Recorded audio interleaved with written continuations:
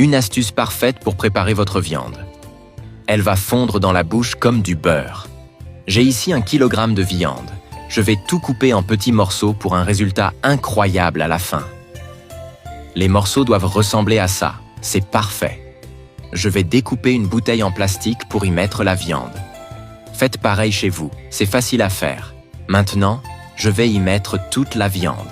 J'ajoute du sel à votre goût et aussi un peu de poivre noir selon votre préférence. J'ajoute un oignon coupé. Répartissez-le bien. J'adore préparer des recettes avec de l'oignon. J'ai ici un bocal de cornichons. Je vais faire quelques trous dans le couvercle pour verser le liquide sur la viande. Une fois les trous faits, versez-le sur la viande et mélangez bien pour que tous les morceaux soient bien imprégnés. Je couvre avec du film plastique et je laisse mariner pendant 30 minutes. Une fois ce temps passé, je retire le plastique et je transfère la viande dans un autre récipient. C'est le genre de recette qui surprend par sa saveur même, avec des ingrédients simples.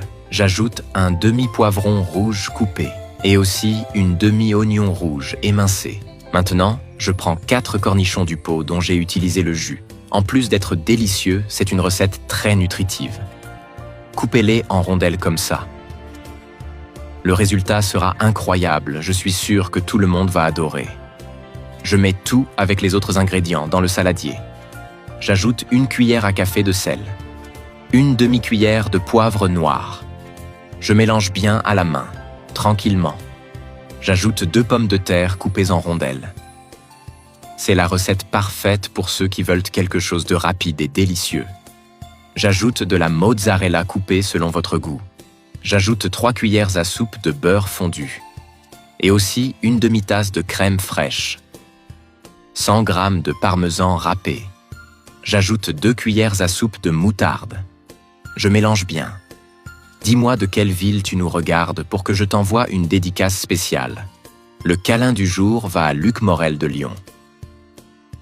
Je suis ravi que tu apprécies nos recettes.